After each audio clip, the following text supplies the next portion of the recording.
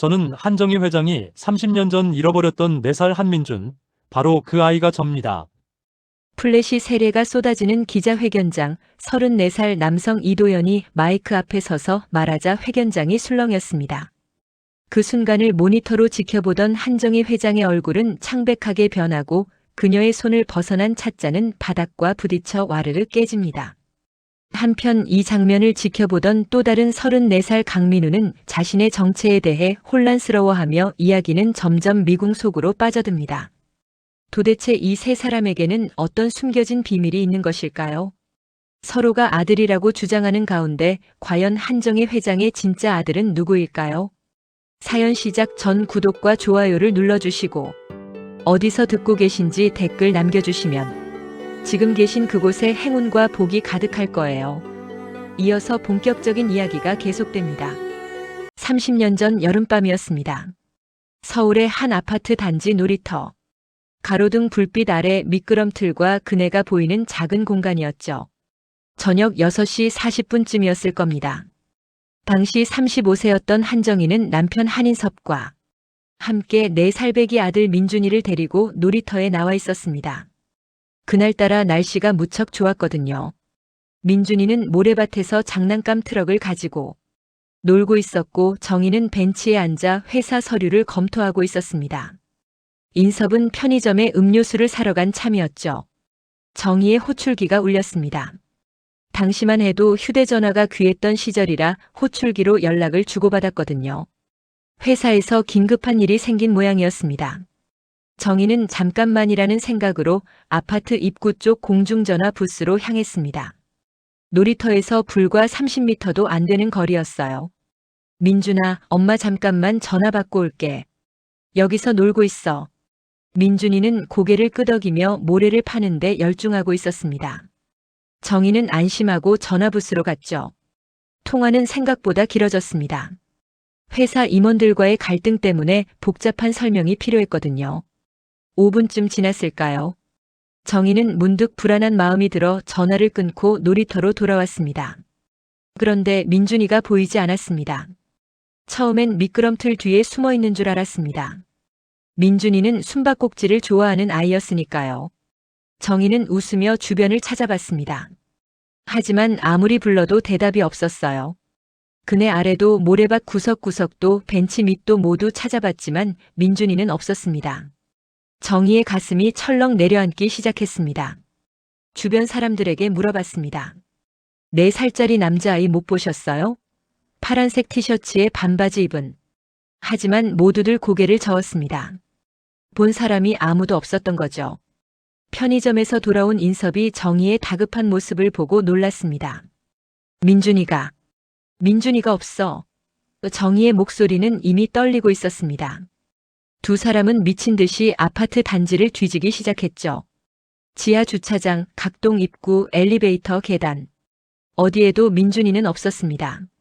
그날 밤 11시, 경찰이 출동했습니다. CCTV 영상을 확인했죠. 그리고 한 가지 이상한 점을 발견했습니다. 저녁 7시쯤 아파트 후문 쪽에 검은색 봉고차 한 대가 서 있었다는 겁니다. 차량은 약 10분간 정차해 있다가 빠른 속도로 빠져나갔어요. 하지만 번호판이 흐릿하게 찍혀서 식별이 불가능했습니다. 정희는 그날 밤을 평생 잊지 못할 겁니다. 경찰서 차가운 의자에 앉아 진술서를 작성하면서 손이 덜덜 떨렸던 기억. 남편은 아무 말도 하지 못하고 고개만 숙이고 있었죠. 두 사람 모두 알고 있었습니다. 단순 실종이 아니라는 것을. 누군가 의도적으로 민준이를 데려간 거라는 것을. 하지만 수사는 제대로 진행되지 않았습니다. 목격자도 없고 결정적 증거도 없었으니까요. 경찰은 단순 미아 사건으로 처리하려 했고 정희는 필사적으로 사설 탐정들을 고용했지만 모두 허사였습니다. 민준이는 그렇게 사라졌습니다. 연기처럼. 민준이가 사라진 후 정희와 인섭의 삶은 완전히 무너졌습니다. 처음 1년은 정말 지옥 같았죠. 정희는 매일같이 놀이터를 찾아갔습니다. 혹시라도 민준이가 돌아올까 싶어서요. 하지만 돌아오는 건 아무것도 없었습니다. 그저 차가운 바람과 텅 빈 모래밭뿐이었죠. 인섭은 그 일로 술을 마시기 시작했습니다. 처음엔 가끔이었지만 점점 더 자주 더 많이 마셨어요. 그는 자책감에 시달렸습니다. 내가 그때 편의점에 가지 말았어야 했어. 내가 곁에 있었다면. 그는 매일 같은 말을 반복했습니다. 정희도 마찬가지였어요. 내가 전화를 받지 말았어야 했어. 단 5분. 고작 5분이었는데 두 사람의 관계도 서서히 금이 가기 시작했습니다. 서로를 원망하진 않았지만 서로의 눈을 똑바로 쳐다볼 수가 없었던 거죠. 민준이의 빈자리가 너무 컸습니다. 아이 방은 그대로 둔 채였어요. 정희는 매일 그 방을 청소하고 민준이가 좋아하던 만화 비디오를 틀어놓곤 했습니다. 2년이 지나고 3년이 지나고 5년이 지났습니다. 세상은 변했지만 정희의 시간은 그날 밤에 멈춰 있었어요. 그녀는 일에 몰두하기 시작했습니다. 그것만이 정신을 붙잡을 수 있는 방법이었으니까요. 당시 정희는 중견기업의 중간 관리자였습니다. 하지만 그녀는 무서운 속도로 승진했죠. 밤낮 없이 일했고 어떤 프로젝트든 완벽하게 해냈습니다.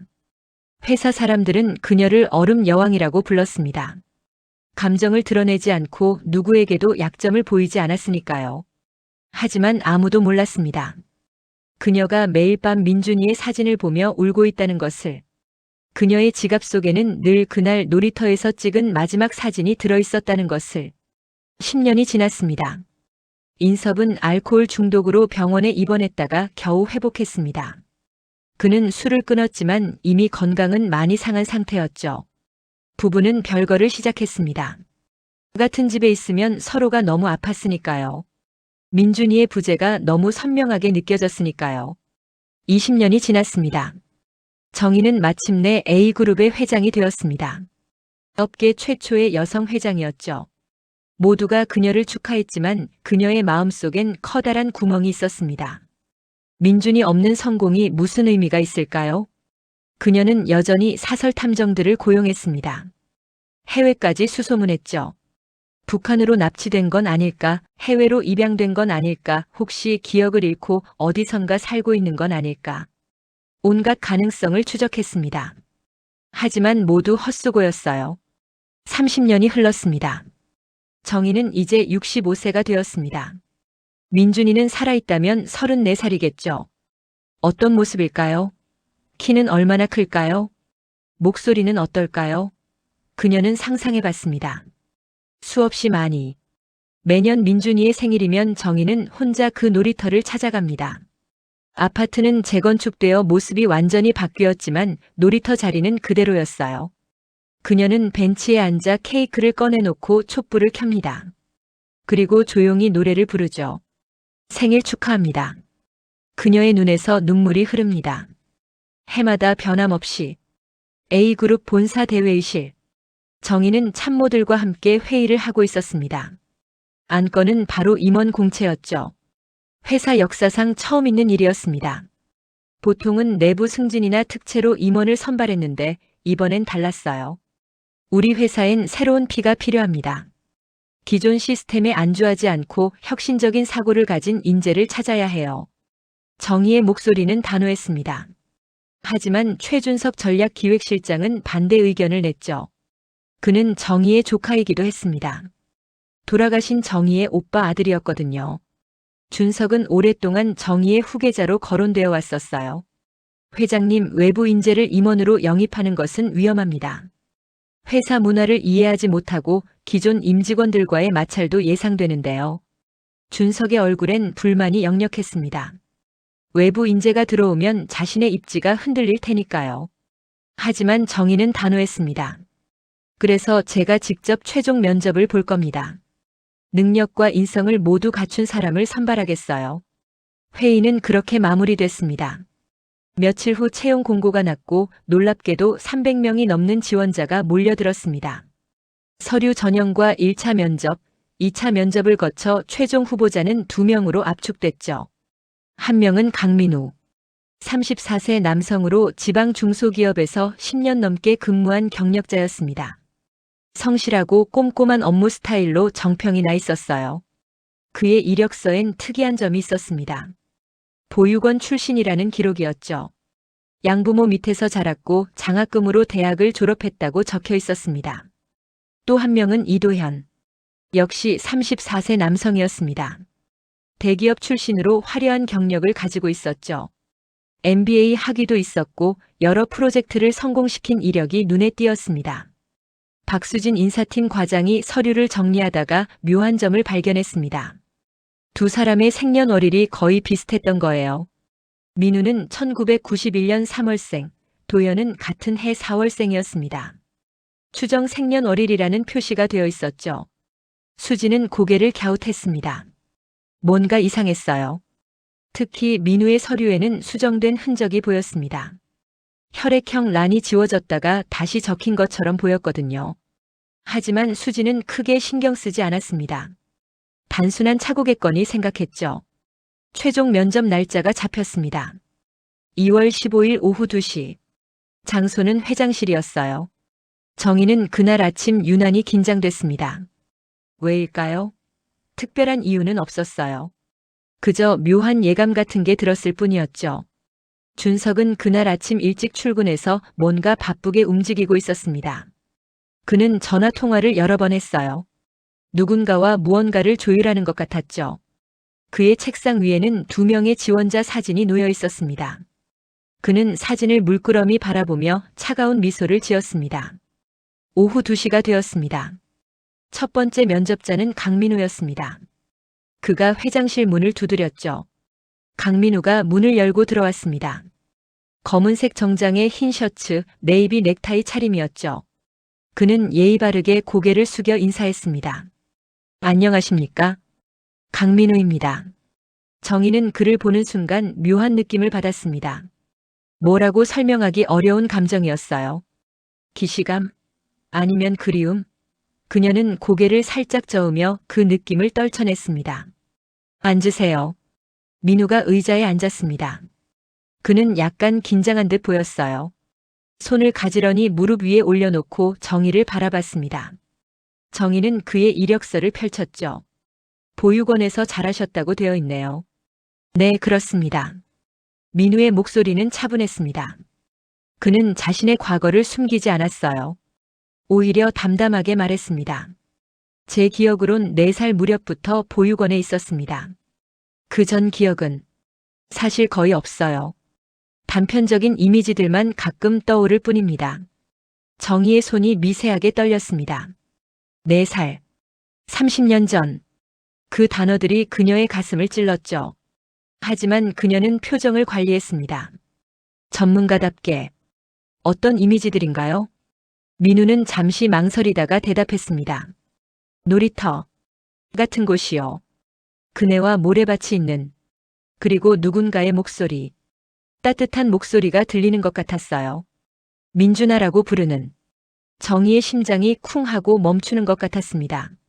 민준. 그녀 아들의 이름. 하지만 그녀는 침착함을 유지했어요. 우연의 일치일 수 있었으니까요. 민준이는 흔한 이름이었으니까. 그래서 본명이 민준인가요? 아니요. 보육원에서 제게 민우라는 이름을 지어줬습니다. 입소 당시 저는 말을 거의 하지 못했대요. 그래서 제 원래 이름을 아무도 모릅니다. 면접은 계속됐습니다. 업무 능력에 대한 질문, 회사에 대한 비전, 리더십에 대한 견해 등. 민우는 모든 질문에 성실하게 답했습니다. 정희는 그의 답변을 들으며 점점 더 이상한 느낌을 받았어요. 민우가 말할 때 가끔 왼쪽 귀를 만지는 습관이 있었습니다. 긴장했을 때 나타나는 무의식적 행동이었죠. 정희의 가슴이 철렁했습니다. 민준이도 똑같은 습관이 있었거든요. 어린 시절 정희가 혼을 내면 민준이는 꼭 왼쪽 귀를 만지며 고개를 숙이곤 했었어요. 면접이 끝나갈 무렵 정희가 마지막 질문을 던졌습니다. 인생에서 가장 그리운 것이 뭔가요? 민우는 잠시 생각하더니 조용히 대답했습니다. 가족입니다. 얼굴도 모르지만 혈육이라는 게 어떤 느낌인지 알고 싶었어요. 양부모님은 정말 잘해주셨습니다. 감사하게 생각해요. 하지만 가끔은 진짜 부모님이 누군지, 왜 저를 떠나보내야 했는지 궁금할 때가 있습니다. 정희는 더 이상 참을 수가 없었습니다. 그녀는 자리에서 일어나며 말했죠. 오늘 면접은 여기까지 하겠습니다. 결과는 일주일 내로 통보하겠습니다. 민우가 인사를 하고 나갔습니다. 문이 닫히자마자 정희는 의자에 주저앉았어요. 그녀의 손은 심하게 떨리고 있었습니다. 이게 우연일까요? 아니면 그녀는 급히 박수진 과장에게 전화를 걸었습니다. 수진 씨, 강민우 지원자의 신상 정보를 더 자세히 알아봐 주세요. 출신 보육원, 입소 날짜, 당시 상황. 모든 걸 다요. 정희의 목소리는 떨리고 있었습니다. 민우의 면접이 끝난 지 1시간 후, 정희는 두 번째 지원자인 이도연의 면접을 진행하려고 했습니다. 하지만 도연은 나타나지 않았어요. 대신 박수진 과장이 급하게 뛰어들어왔죠. 회장님, 큰일 났습니다. 수진의 얼굴은 창백했습니다. 그녀는 태블릿을 정희에게 건넸어요. 화면에는 실시간 뉴스가 떠 있었습니다. A그룹 회장 잃어버린 아들 나타났다. 라는 제목의 속보였죠. 정희는 영상을 재생했습니다. 기자회견장이 보였어요. 그리고 그 앞에 서 있는 이도연이. 저는 한정희 회장의 잃어버린 아들입니다. 도연의 목소리는 침착하고 자신감 넘쳤습니다. 기자들이 술렁이기 시작했죠. 플래시가 터지고 마이크가 앞으로 쏠렸습니다. 30년 전 4살에 실종됐던 한민준. 바로 접니다. 저는 그동안 제 정체를 모르고 살아왔습니다. 하지만 최근 우연한 계기로 진실을 알게 됐죠. 도현은 서류 봉투를 꺼냈습니다. 그리고 그 안에서 여러 서류들을 꺼내 보여줬어요. 이것은 유전자 검사 결과입니다. 한정희 회장님의 DNA와 제 DNA를 비교한 결과 친자 확률이 99.99%로 나왔습니다. 기자들이 환호성을 질렀습니다. 이건 특종이었으니까요. 도연은 계속해서 증거들을 제시했습니다. 이것은 제가 어렸을 때 입었던 옷입니다. 당시 실종 신고된 아이의 옷과 일치합니다. 그리고 이것은 그가 팔을 걷어 올렸습니다. 오른쪽 팔뚝에 화상 자국이 있었어요. 제 오른팔엔 어릴 때 뜨거운 물에 데인 흠터가 있습니다. 한민준에게도 똑같은 흠터가 있었다는 기록이 남아있죠. 정희는 화면을 보며 눈을 크게 떴습니다. 맞아요. 민준이는 3살 때 부엌에서 놀다가 끓는 물에 팔을 댈 적이 있었습니다. 오른팔에 흠터가 남았었죠. 그런데 어떻게? 이 사람이 그걸 알죠? 도연은 마지막으로 한 장의 사진을 보여줬습니다. 30년 전 놀이터에서 찍은 사진이었어요. 4살배기 민준이가 모래밭에서 노는 모습이 담긴 이 사진은 제가 보육원에서 자랄 때 유일하게 가지고 있던 겁니다. 저는 이 사진 속 아이가 바로 저라는 걸 확신합니다. 기자회견장은 완전히 들끓었습니다. 기자들이 질문을 쏟아냈죠. 그동안 어디서 사셨습니까? 왜 이제야 나타나신 건가요? 한정희 회장님은 이 사실을 알고 계셨습니까? 도연은 침착하게 대답했습니다. 저는 보육원에서 자랐고 이후 한 가정에 입양됐습니다. 제 양부모님은 제 출신을 숨기셨어요. 하지만 최근 양아버지가 돌아가시면서 유품 속에서 이 서류들을 발견했습니다. 그제야 저는 제가 누구인지 알게 된 거죠. 정희는 영상을 끄고 의자에 주저앉았습니다. 그녀의 얼굴은 하얗게 질려 있었어요. 찻잔이 손에서 미끄러져 떨어졌고 바닥에 와르르 깨졌습니다. 하지만 그녀는 그것조차 의식하지 못했죠. 이게 무슨 일이야? 정희의 목소리는 떨리고 있었습니다. 이도현이 자기 아들이라고. 하지만 그렇다면 강민우는 뭐죠? 그 이상한 기시감은, 귀를 만지던 습관은, 놀이터 기억은?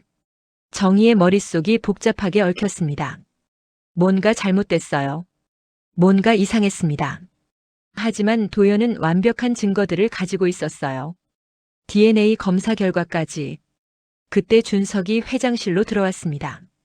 그는 놀란 표정을 지으며 말했죠. 회장님, 방금 뉴스 보셨죠? 이건 정말 놀라운 일입니다. 이도현 씨가 정말 민준이라면. 정희는 준석을 날카롭게 쳐다봤습니다. 그의 눈에서 뭔가 이상한 빛이 보였어요. 놀라움? 아니면 계산? 정희는 확신할 수 없었습니다. 이 일에 대해 아는 게 있어? 아니요, 전혀 모릅니다. 저도 방금 뉴스로 처음 알았어요. 준석의 대답은 너무 빨랐습니다. 너무 매끄러웠죠. 정희의 직감이 속삭였습니다. 뭔가 숨기고 있다고. 회사 전체가 혼란에 빠졌습니다. 직원들은 뉴스를 보며 웅성거렸고 언론사들의 전화가 빗발쳤습니다. 정희는 모든 통화를 거절했어요. 그녀는 혼자만의 시간이 필요했습니다. 기자회견 후 이틀이 지났습니다. 도연의 이야기는 전국적인 화제가 됐어요. 방송국마다 그의 인터뷰를 내보냈고 신문 일면에는 30년 만의 기적의 재회 같은 제목들이 쏟아졌습니다. 사람들은 감동했죠. 잃어버린 아들을 찾은 어머니의 이야기에. 하지만 정희는 도연을 만나지 않았습니다. 그녀는 회사에만 틀어박혀 있었어요. 그리고 은밀히 조사를 시작했습니다. 박수진 과장에게 지시를 내렸죠. 수진 씨, 이도현에 대해 모든 걸 조사해 주세요. 그가 자란 보육원, 입양 기록, 양부모 정보, 학교 기록. 빠짐없이요. 그리고 비밀리에 진행하세요. 수진은 고개를 끄덕였습니다. 그녀도 뭔가 이상하다고 느끼고 있었거든요. 도연의 등장이 너무 완벽했어요. 너무 계획적이었죠. 한편 강민우는 뉴스를 보고 충격에 빠졌습니다. 자신과 같은 나이, 같은 상황의 남자가 나타나 한정의 회장의 아들이라고 주장하다니. 민우는 이상한 감정에 사로잡혔어요. 질투? 아니면 안도감? 아니면 실망? 그는 면접 때 느꼈던 그 묘한 연결감을 떠올렸습니다. 정희 회장을 보는 순간 느껴졌던 따뜻함. 뭐라고 설명할 수 없는 그리움. 하지만 이제 그건 착각이었던 걸까요? 민우는 양부가 남긴 유품을 다시 꺼내봤습니다. 그 메모. A그룹이라고 적힌 메모. 그리고 놀이터 약도. 왜 양아버지는 이걸 남긴 걸까요?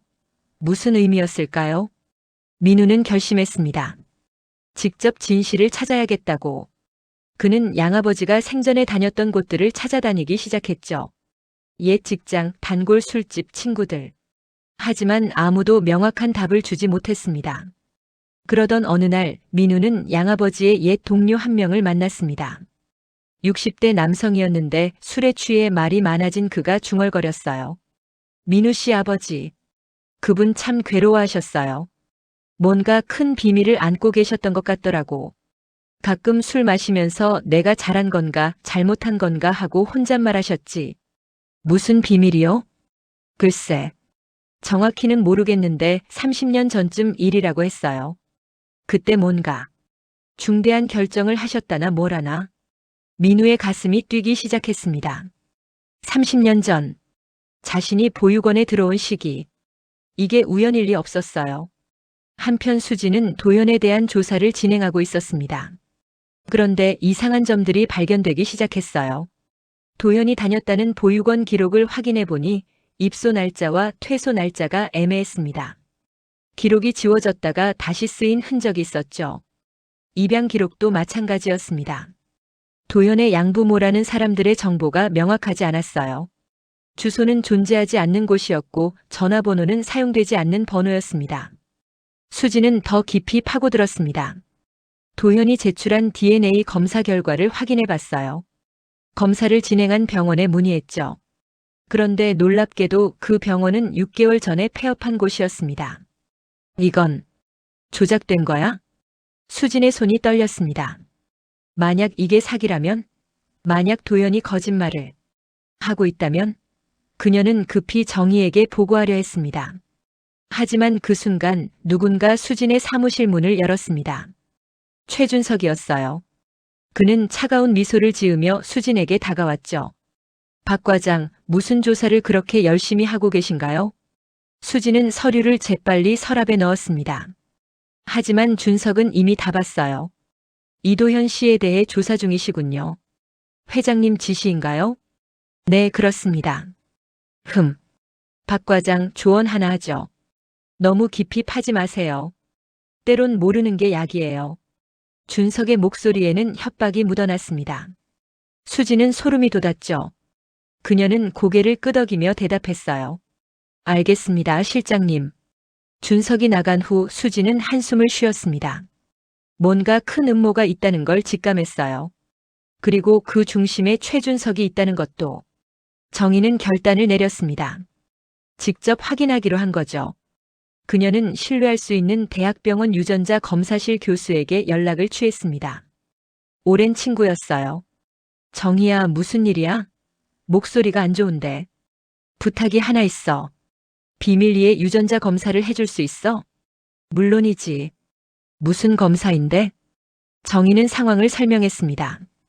그리고 두 사람의 DNA 샘플을 보내겠다고 했죠. 하나는 이도연의 것. 기자회견 때 사용했던 물컵에서 채취할 수 있을 겁니다. 그리고 하나는 강민우의 것. 정희는 은밀히 민우를 다시 만났습니다. 커피 미팅이라는 명목으로요. 두 사람은 회사 근처 카페에서 만났죠. 면접 결과가 궁금하시죠? 정희가 먼저 말을 꺼냈습니다. 민우는 고개를 끄덕였어요. 솔직히 걱정됩니다. 이도현 씨 때문에. 그 일은 신경 쓰지 마세요. 저는 능력으로 사람을 판단합니다. 정희는 조용히 민우를 관찰했습니다. 그가 커피를 마실 때 사용한 컵. 그녀는 그것을 가져가기로 마음먹었죠. 대화는 업무 이야기로 시작해서 점점 개인적인 이야기로 흘러갔습니다. 민우는 자신의 어린 시절에 대해 이야기했어요. 보육원 생활은 외롭진 않았어요. 선생님들도 좋으셨고 친구들도 있었으니까요. 하지만 가끔은 다른 아이들이 부모님 면회를 올 때 부러웠습니다. 저는 아무도 오지 않았거든요. 정희의 가슴이 찢어지는 것 같았습니다. 만약 민우가 정말 민준이라면, 그 아이가 30년 동안 혼자였다면, 양아버지는 어떤 분이셨어? 좋은 분이셨습니다. 저를 정말 아들처럼 대해주셨어요. 비록 가난했지만 제가 대학까지 갈 수 있도록 도와주셨죠. 그분은 왜 민우 씨를 입양하셨을까요? 민우는 잠시 생각하다가 대답했습니다. 잘 모르겠어요. 양아버지는 그 이야기를 잘 안 하셨거든요. 다만 돌아가시기 직전에 이상한 말을 하셨어요. 미안하다. 네가 진실을 알게 되면 날 용서하지 못할지도 모른다고. 정희의 눈이 커졌습니다. 진실? 무슨 진실? 그게 무슨 뜻이었을까요? 저도 몰라요. 그래서 양아버지 유품을 뒤지다가 이상한 메모를 발견한 거예요. A그룹이라고 적힌. 민우는 지갑에서 그 메모를 꺼냈습니다. 낡고 구겨진 종이였죠. 정희는 그것을 보는 순간 손이 떨렸어요. 메모 한쪽 구석에 작은 글씨로 뭔가 적혀 있었습니다. 미안합니다, 회장님. 하지만 이 아이를 지켜야 했습니다. 정희는 숨이 막혔습니다. 이게 무슨 의미죠? 누가 민우를 지킨다는 거죠? 누구로부터? 미팅이 끝난 후 정희는 민우가 사용한 커피컵을 조심스럽게 챙겼습니다. 그리고 도연의 물컵과 함께 유전자 검사실로 보냈죠. 일주일이 지났습니다. 결과가 나왔어요. 정희는 떨리는 손으로 봉투를 열었습니다. 그리고 그 내용을 보는 순간 그녀는 의자에 주저앉았죠. 강민우 친자 확률 99.99%. 이도현 친자 확률 99.99%. 둘 다? 이게 말이 돼? 같은 나이 같은 출신. 둘 다 자기 아들일 수는 없잖아요. 정희는 곧바로 교수에게 전화를 걸었습니다. 이게 무슨 일이야? 둘 다 내 아들이라니? 정희야, 진정해. 이건 말이 안 돼. 누군가 검체를 조작했거나 결과를 바꿔치기 한 거야. 그럼 진짜는 누구야? 그걸 알려면 재검사를 해야 해. 하지만 이번엔 네가 직접 샘플을 채취하고 직접 가져와. 중간에 누구한테도 보여주지 말고. 정희는 고개를 끄덕였습니다. 알겠어요. 누군가 의도적으로 이 혼란을 만들고 있었어요. 그리고 그 누군가는 진실을 숨기려 하고 있었죠. 박수진은 점점 더 위험을 느끼고 있었습니다. 최준석은 계속해서 그녀를 감시했어요. 그녀가 어디를 가든 무엇을 하든 알고 있는 것 같았죠. 어느 날 밤 수진이 퇴근하려는데 준석이 나타났습니다. 박 과장, 잠깐 이야기 좀 하죠. 둘은 텅 빈 회의실로 갔습니다. 준석은 문을 닫고 수진을 똑바로 쳐다봤어요.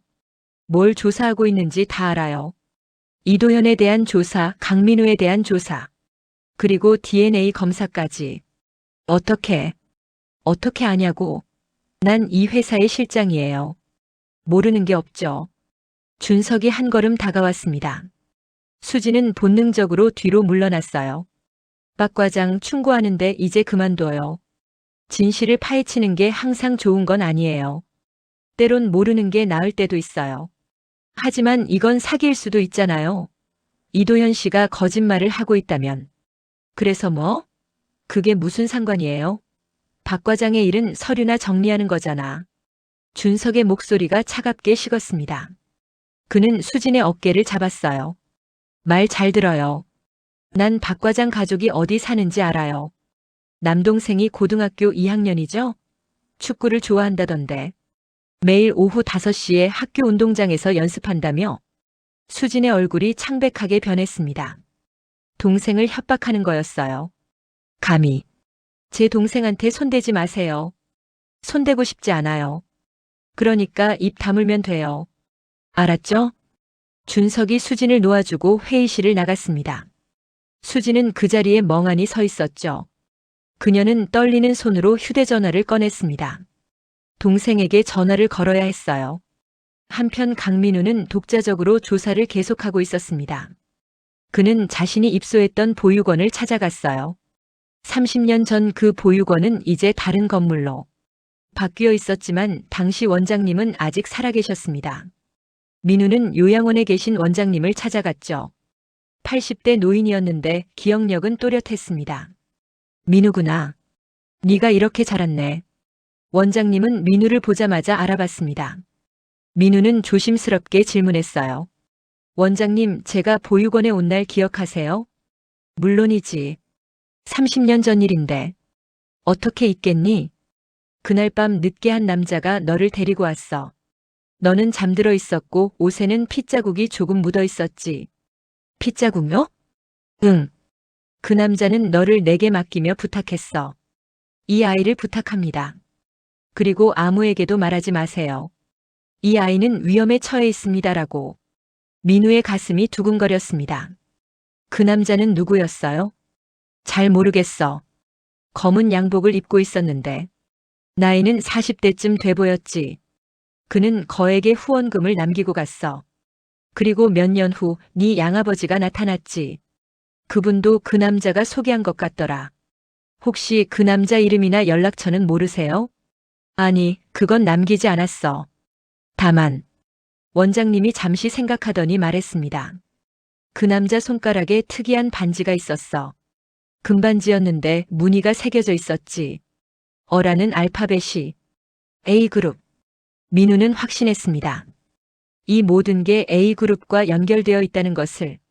그날 밤 민우는 A그룹 본사 근처를 배회했습니다. 뭔가 단서를 찾고 싶었어요. 그때 우연히 최준석을 목격했습니다. 준석은 누군가와 통화하고 있었죠. 민우는 조심스럽게 가까이 다가가 귀를 기울였습니다. 걱정 마. 모든 게 계획대로 진행되고 있어. 이도현은 완벽하게 역할을 하고 있고 DNA 검사 결과도 조작됐어. 이제 회장님이 도현을 받아들이는 건 시간 문제야. 민우는 충격을 받았습니다. 조작? 이도현이 가짜라고? 그렇다면 자신은? 그는 서둘러 그 자리를 벗어났습니다. 가슴이 미친 듯이 뛰었어요. 진실이 점점 가까워지고 있었습니다. 민우는 집으로 돌아와 다시 한번 양아버지의 유품을 뒤지기 시작했습니다. 이번엔 더 꼼꼼하게, 더 세심하게. 옷장 깊숙한 곳, 서랍 밑바닥, 책장 뒤편까지 모두 살펴봤어요. 그리고 마침내 발견했습니다. 오래된 책장 뒤편에 숨겨진 작은 노트. 일기장이었어요. 민우는 떨리는 손으로 그것을 펼쳤습니다. 첫 페이지에는 30년 전 날짜가 적혀 있었습니다. 1991년 7월 23일. 민우가 보육원에 입소한 바로 그날이었죠. 오늘 나는 평생 잊지 못할 일을 했다. 한 남자가 나를 찾아왔다. 검은 양복을 입은 날카로운 눈빛의 남자였다. 그는 내게 거액의 돈과 함께 한 아이를 맡겼다. 4살쯤 되어 보이는 남자아이였다. 아이는 잠들어 있었고 옷에는 피가 묻어 있었다. 민우는 숨을 죽이고 계속 읽어내려갔습니다. 남자는 말했다. 이 아이는 위험에 처해 있습니다. 당신이 숨겨주지 않으면 죽을 수도 있어요. 부탁입니다. 이 아이를 지켜주세요. 그리고 절대 누구에게도 말하지 마세요. 나는 묻지 않았다. 묻고 싶지 않았다. 다만 그 아이의 얼굴을 보니 마음이 아팠다. 그래서 받아들이기로 했다. 다음 페이지들에는 민우를 키우며 겪었던 일상들이 적혀 있었습니다. 민우가 처음 말을 했던 날, 처음 걸었던 날, 처음 웃었던 날. 양아버지는 진심으로 민우를 사랑했던 것 같았어요. 하지만 중간중간 불안한 기록들도 있었습니다. 오늘 또 그 남자가 나타났다. 민우의 상태를 확인하고 갔다. 그는 말했다. 아직은 안전하지 않습니다. 계속 숨겨주세요. 대체 무엇으로부터 숨기는 걸까? 이 아이에게 무슨 일이 있었던 걸까? 그리고 10년 후의 기록. 민우가 14살이 됐다. 이제 제법 의젓한 청년이 됐다. 하지만 가끔 악몽을 꾼다. 놀이터, 검은 차, 비명. 그런 단어들을 중얼거린다. 혹시 기억이 돌아오는 걸까? 두렵다. 그리고 마지막 페이지. 3년 전 기록이었습니다. 나는 이제 얼마 남지 않았다. 병이 깊어졌다. 민우에게 진실을 말해야 할까? 하지만 어떻게 말하지? 납치될 뻔한 아이였다고. 누군가 너를 죽이려 했다고. 그래서 내가 숨겨준 거라고. 오늘 그 남자가 마지막으로 찾아왔다. 그는 이제 늙어백발이 됐다. 그는 말했다. 감사합니다. 당신 덕분에 이 아이는 안전했습니다. 하지만 조심하세요. 아직도 위험은 끝나지 않았어요. 그 사람들은 포기하지 않을 겁니다. 그 사람들? 대체 누구를 말하는 걸까? 나는 민우에게 메모를 남기기로 했다. A그룹. 그리고 놀이터 약도. 언젠가 민우가 진실을 알고 싶어 할 때 이 단서들이 도움이 되길 바란다. 민우는 일기장을 덮었습니다. 그의 눈에서 눈물이 흘렀어요. 양아버지는 자신을 지키기 위해 평생을 희생한 거였어요. 그리고 그 위험은 아직도 끝나지 않았다고 했죠. 민우는 결심했습니다. 진실을 밝혀내야 한다고. 자신이 누구인지, 왜 숨어야 했는지, 그리고 누가 자신을 위협했는지. 그는 다음날 한정의 회장을 직접 찾아가기로 마음먹었습니다. 다음날 아침, 민우는 A그룹 본사 앞에 서 있었습니다. 그는 심호흡을 하고 로비로 들어갔어요. 접수대에서 면회 신청을 했죠. 한정의 회장님을 뵙고 싶습니다. 예약이 되어 있으신가요? 아니요. 하지만 급한 일입니다. 강민우라고 전해주세요. 접수 직원이 전화를 걸었습니다. 잠시 후 놀라운 대답이 돌아왔어요. 회장님께서 올라오시래요. 민우는 엘리베이터를 타고 최상층으로 올라갔습니다. 비서가 그를 회장실로 안내했죠. 문이 열리고 그는 정희와 마주했습니다. 정희는 창가에 서서 밖을 내다보고 있었어요. 민우가 들어오자 그녀가 천천히 돌아섰습니다. 올 줄 알았어요. 정희의 목소리는 차분했습니다. 민우는 가방에서 일기장을 꺼냈어요. 이걸 보셔야 할 것 같습니다. 정희는 일기장을 받아 읽기 시작했습니다. 그녀의 얼굴이 점점 굳어갔죠. 페이지를 넘길 때마다 손이 떨렸습니다. 마지막 페이지를 읽고 나서 그녀는 일기장을 내려놓고 민우를 똑바로 쳐다봤어요. 네가 민준이야? 민우는 대답하지 못했습니다. 확신할 수 없었으니까요. 정희는 계속 말했죠. 나도 DNA 검사를 했어요. 비밀리에. 그런데 결과가 이상했어요. 민우 씨와 이도현 둘 다 내 아들이라고 나왔거든요. 그게 무슨... 누군가 조작한 거예요. 진실을 숨기려고. 그리고 난 누군지 알 것 같아요. 정희는 책상 서랍에서 서류 한 뭉치를 꺼냈습니다. 이건 박수진 과장이 조사한 자료예요. 이도현의 신원에 대한 그의 모든 기록이 조작됐어요. 보육원 기록, 입양 기록, DNA 검사 결과까지. 그는 가짜예요. 그럼 왜 회장님은 공개적으로 밝힐 수 없었어요? 증거가 부족했고 배후를 찾아야 했으니까. 정희는 창밖을 보며 말했습니다. 30년 전 내가 민준이를 잃어버렸을 때 사실은 단순 실종이 아니었어요. 누군가 의도적으로 납치한 거였죠. 회사 경영권을 노린 사람들이 있었어요. 그들은 내 아들을 인질로 삼아 나를 위협하려 했던 거예요. 민우는 숨을 죽이고 들었습니다. 하지만 계획이 틀어졌어요. 내 남편이 경찰에 신고했고 언론에 알려졌죠. 그들은 민준이를 죽이려 했을 거예요. 증거를 없애기 위해. 하지만 누군가 민준이를 구했어요. 그리고 숨겨줬죠. 제 양아버지가? 아마도. 그분은 당시 우리 회사 경비팀에 있던 분이었던 것 같아요. 그는 양심적인 사람이었죠. 아이를 죽일 수 없었던 거예요. 정희의 눈에서 눈물이 흘렀습니다. 그분이 민준이를 살린 거예요, 양아버지가. 민우도 눈물을 흘렸습니다. 두 사람은 한동안 말없이 서 있었죠. 정희가 먼저 다가왔습니다. 그녀는 떨리는 손을 내밀어 민우의 얼굴을 만졌어요. 네가 내 아들이야. 난 확신해요. 이 눈빛, 이 습관들. 모든 게 말해주고 있어요.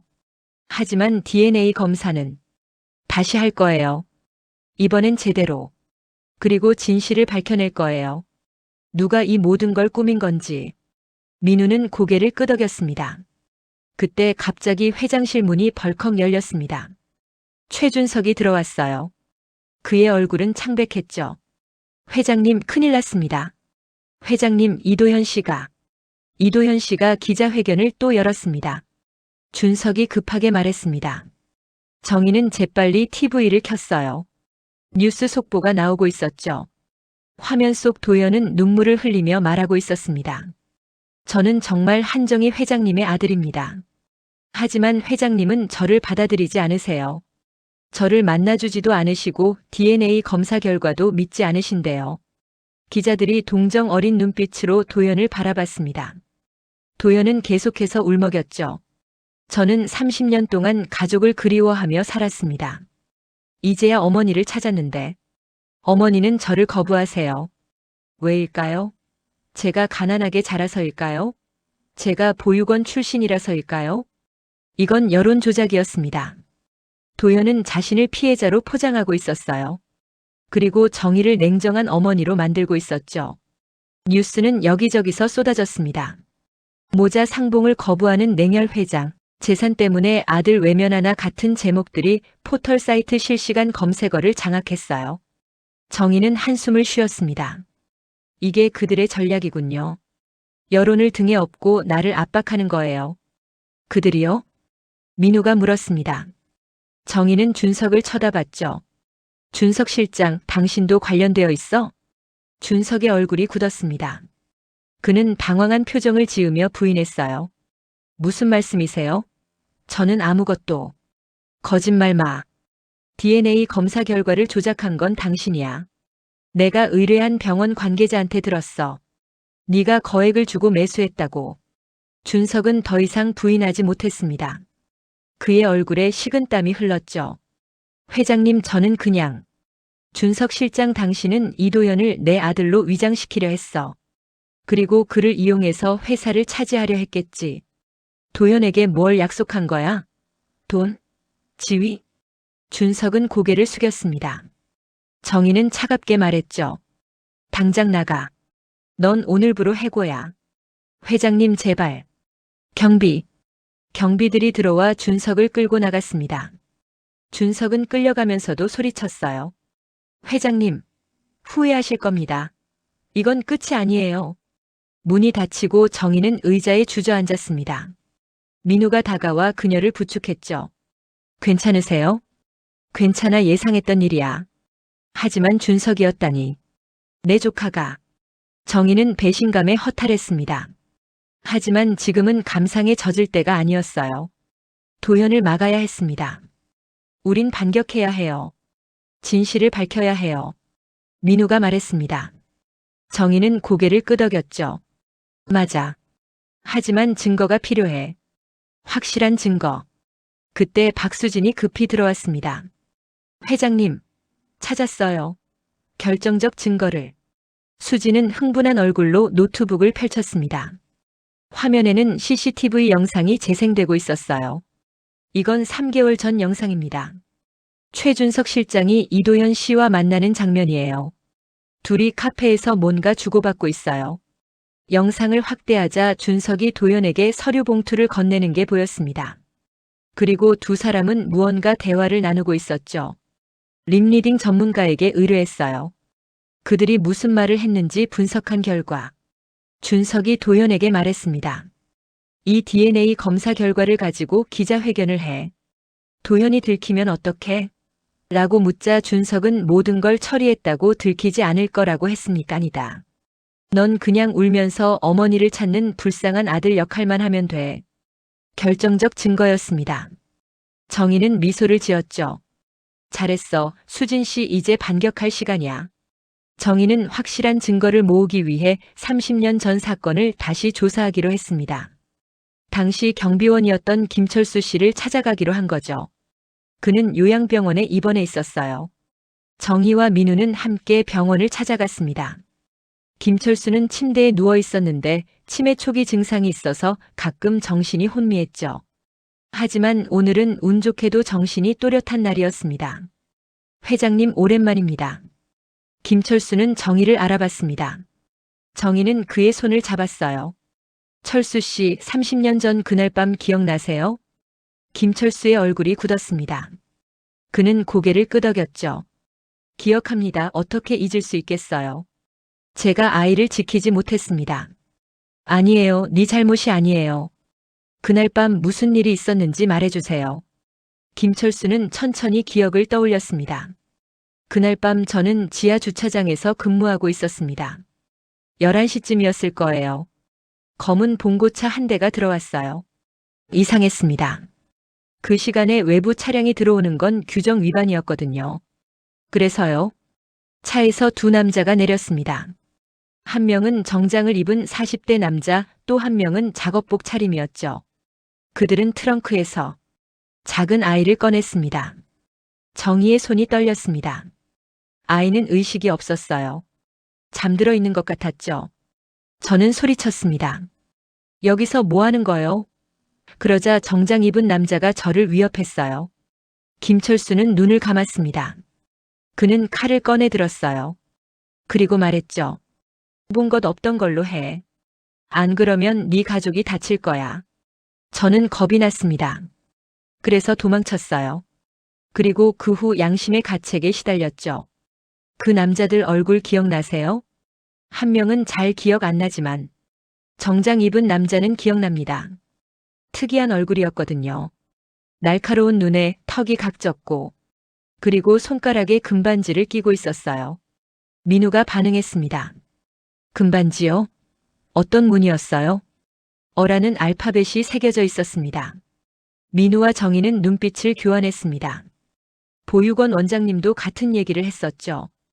그 남자, 혹시 이름 아세요?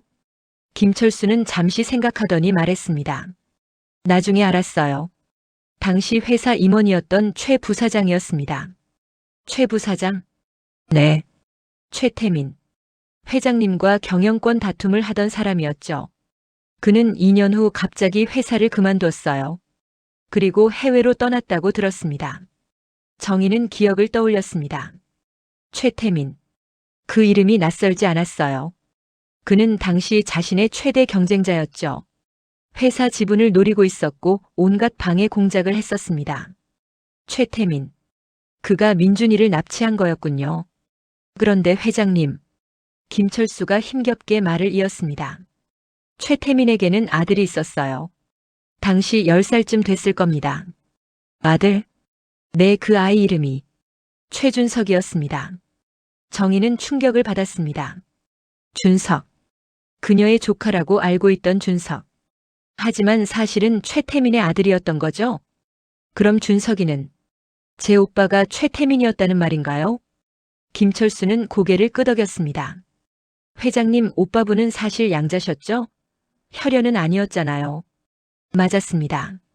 정희의 오빠는 양자였어요. 하지만 어릴 적부터 함께 자라 친남매처럼 지냈었죠. 그런데 그 오빠가 사실은 최태민이었다니. 오빠는 이름을 바꿨어요. 우리 집안으로 입양되면서 한철민이라는 이름을 받았죠. 그래서 저는 몰랐어요. 모든 퍼즐이 맞춰지기 시작했습니다. 최태민은 한씨 집안으로 입양됐지만 회사 경영권을 탐냈어요. 하지만 정희가 더 유능했고 결국 정희가 회장이 됐죠. 그래서 그는 복수를 계획한 겁니다. 정희의 아들을 납치해서. 하지만 계획이 틀어졌고 김철수 같은 양심적인 경비원이 아이를 구했던 거예요. 최태민은 증거 인멸을 위해 해외로 도망쳤고 그리고 그의 아들 준석은 복수를 이어받은 거예요. 아버지의 한을 풀기 위해. 민우가 말했습니다. 정희는 모든 게 이해됐습니다. 준석은 자신이 정희의 조카인 척 회사에 들어왔어요. 그리고 오랫동안 기회를 노렸죠. 이도현을 이용해 정희를 무너뜨리려 한 겁니다. 정희는 모든 증거를 모았습니다. CCTV 영상, 김철수의 증언, 양아버지의 일기장, 그리고 조작된 DNA 검사 기록까지. 이제 반격할 시간이었어요. 정희는 기자회견을 소집했습니다. 모든 언론사에 공지를 보냈죠. 한정희 회장 30년 전 진실 밝힌다는 제목으로. 기자회견장은 발 디딜 틈 없이 가득 찼습니다. 이도현도 와 있었어요. 그는 자신만만한 표정으로 앉아 있었죠. 준석은 보이지 않았습니다. 아마 도망간 것 같았어요. 정희가 단상에 올랐습니다. 그녀 옆에는 민우가 서 있었어요. 오늘 저는 30년 동안 숨겨져 있던 진실을 밝히고자 합니다. 정희의 목소리는 단호했습니다. 기자들이 일제히 카메라를 들었죠. 30년 전 제 아들 한민주는 납치당했습니다. 범인은 당시 우리 회사 임원이었던 최태민이었습니다. 그는 경영권을 차지하기 위해 제 아들을 인질로 삼으려 했죠. 기자들이 웅성거리기 시작했습니다. 하지만 양심적인 경비원 한 분이 아이를 구했습니다. 그리고 안전한 곳에 숨겨줬죠. 정희는 민우의 양아버지가 쓴 일기장을 보여줬습니다. 이것이 증거입니다. 그리고 이 남자가. 정희는 민우를 가리켰어요. 제 진짜 아들 한민준입니다. 기자회견장이 술렁였습니다. 이도현의 얼굴이 굳었죠. 정희는 계속해서 증거들을 제시했습니다. CCTV 영상, 김철수의 증언 녹취록, 그리고 결정적으로 조작된 DNA 검사 결과. 이도현 씨는 최준석 전 실장과 공모하여 저를 속이려 했습니다. 그들은 DNA 검사 결과를 조작했고 여론을 이용해 저를 압박했죠. 정희가 CCTV 영상을 재생했습니다. 준석과 도현이 만나는 장면, 그들이 대화하는 내용이 자막으로 나왔어요. 도현은 얼굴이 하얗게 질렸습니다. 그는 자리에서 일어나려 했지만 경찰들이 입구를 막고 있었죠. 이도현 씨 사기죄와 명예훼손죄로 고소될 겁니다. 그리고 최준석은 살인교사 미수와 사기 방조죄로 수배될 것입니다. 도현은 무너졌습니다. 그는 무릎을 꿇고 소리쳤어요. 저는 그냥 돈이 필요했어요. 최준석이 저를 이용한 거예요. 하지만 이미 늦었습니다. 경찰이 도현을 체포했죠. 기자회견장은 플래시 세례로 가득 찼습니다. 정희는 민우의 손을 잡았어요. 이제부터 이 사람은 제 아들로서 A그룹에서 일하게 될 겁니다. 물론 정식 DNA 검사를 다시 진행하겠습니다. 하지만 저는 확신합니다. 이 사람이 제가 30년 동안 찾아 헤맸던 제 아들이라는 것을. 기자들이 질문을 쏟아냈습니다. 어떻게 확신하십니까? 증거가 충분한가요? 정희는 잠시 눈을 감았다가 대답했습니다. 어머니는 알아요, 자기 아들을. 첫 만남부터 느꼈습니다. 이 사람의 눈빛, 습관, 말투. 모든 것에서 제 아들이 보였어요. 그녀는 민우를 바라봤습니다. 민준아, 아니 민우야. 엄마가 너무 늦게 찾아서 미안해. 30년이나. 정희의 목소리가 떨렸습니다. 민우도 눈물을 흘리며 대답했어요. 아니에요. 이제라도 찾아주셔서 감사해요. 저는 평생 가족을 그리워했어요. 두 사람은 기자들 앞에서 포옹했습니다.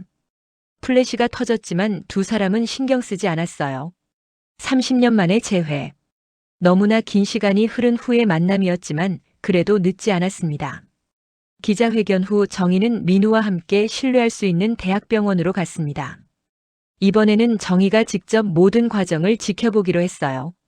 어떤 조작도 용납하지 않기 위해서였죠. 검사실에서 정희와 민우는 나란히 앉았습니다. 간호사가 각각의 팔에서 혈액을 채취했어요. 정희는 민우의 손을 꼭 잡았습니다. 무섭지 않아? 괜찮아요. 민우는 웃으며 대답했습니다. 하지만 그의 손도 떨리고 있었어요. 만약 결과가 음성이라면? 만약 모든 게 착각이었다면? 정희도 같은 생각을 하고 있었습니다. 하지만 그녀는 믿었어요. 모성 본능이 말하고 있었으니까요. 일주일이 지났습니다. 결과가 나오는 날이었어요. 정희와 민우 그리고 한인섭까지 함께 병원을 찾았습니다. 인섭은 정희로부터 모든 이야기를 들었고 민우를 만나고 싶어 했던 거죠. 세 사람은 진료실에 앉았습니다. 담당 교수가 서류를 펼쳤어요. 결과가 나왔습니다. 교수는 잠시 침묵하더니 미소를 지었습니다. 축하합니다. 친자 확률 99.999%입니다. 거의 확실한 친자 관계입니다. 정희는 눈물을 터뜨렸습니다. 인섭도 눈가가 붉어졌죠. 민우는 믿기지 않는다는 표정으로 서류를 바라봤어요. 정말 제가, 네가 우리 아들이야. 민준이야. 정희가 민우를 끌어안았습니다. 인섭도 두 사람을 껴안았어요. 세 사람은 한동안 그렇게 서로를 안고 울었습니다. 병원을 나오는 길 민우는 멍한 표정이었습니다.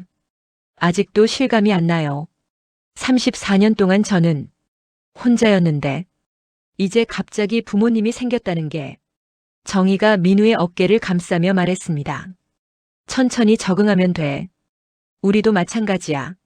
30년의 공백을 메우는 건 쉬운 일이 아니니까. 하지만 우린 노력할 거야. 우리 가족이니까. 인섭이 덧붙였습니다. 민우는 고개를 끄덕였어요. 그날 저녁 세 사람은 함께 식사를 했습니다. 조용한 한식당이었죠.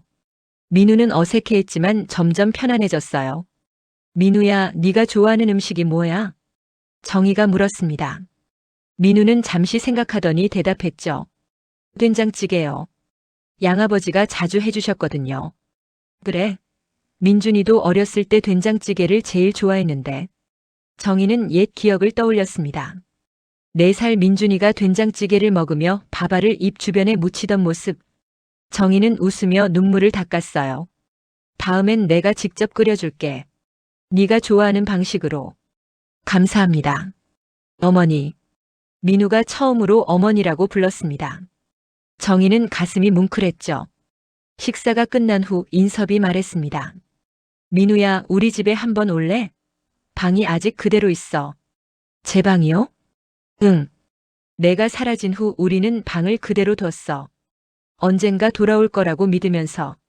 세 사람은 함께 정희와 인섭의 집으로 갔습니다. 커다란 저택이었어요. 민우는 긴장하며 따라 들어갔죠. 2층 끝방. 인섭이 문을 열었습니다. 그 안에는 30년 전 그대로의 방이 있었어요. 작은 침대, 장난감들, 그림책들. 모든 게 시간이 멈춘 것처럼 보존되어 있었습니다. 민우는 방 안을 천천히 둘러봤습니다. 그리고 한쪽 선반에 놓인 사진을 발견했어요. 4살짜리 남자아이가 놀이터에서 웃고 있는 사진. 이게 접니까? 그래, 네가 사라지기 일주일 전에 찍은 거야. 민우는 사진을 보며 눈물을 흘렸습니다. 이 아이가 자신이라니. 이 웃고 있는 아이가 그 후 30년 동안 겪을 일들을 알았다면. 정희가 민우의 어깨에 손을 올렸습니다. 이제 괜찮아, 집으로 돌아왔어. 한편 도주 중이던 최준석은 공항에서 체포됐습니다. 그는 가짜 여권으로 출국하려다가 경찰에 붙잡혔죠. 그를 경찰서 조사실로 데려왔습니다. 정희는 준석을 면회하러 갔습니다. 유리창 너머로 마주 앉은 두 사람. 준석은 초췌한 모습이었어요. 회장님 미안합니다. 준석이 먼저 말을 꺼냈습니다. 하지만 정희는 차갑게 대답했죠. 미안하다고? 내 아들을 납치한 범인의 아들이야. 그리고 스스로도 사기극을 꾸몄어. 미안하다는 말로 해결될 일이 아니야. 저도 피해자입니다. 아버지가 저에게 그런 사실을 숨겼어요. 저는 정말 회장님의 조카인 줄 알았어요. 거짓말 마. 넌 알고 있었어. 네 아버지가 누군지, 무슨 일을 저질렀는지. 그리고 그 복수를 이어받았어. 준석은 더 이상 부인하지 못했습니다. 그는 고개를 숙였죠. 맞습니다. 저는 알고 있었어요. 아버지는 돌아가시기 전에 모든 걸 말씀하셨습니다. 한정희 회장이 우리 가족을 망쳤다고, 복수해야 한다고. 너희 가족을 망친 건 내가 아니라 네 아버지야.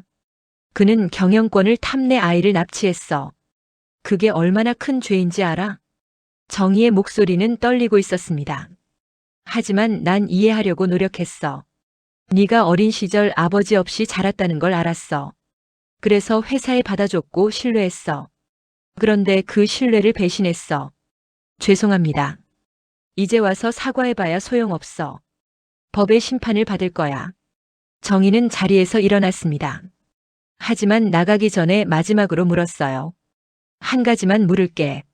네 아버지가 민준이를 어떻게 하려고 했어? 죽이려고 했어? 준석은 잠시 침묵하다가 대답했습니다. 아니요. 아버지는 그냥 겁을 주려고 했대요. 회장님을 협박해서 경영권을 얻으려고. 하지만 일이 틀어졌고. 그래서 도망친 거구나 비겁하게.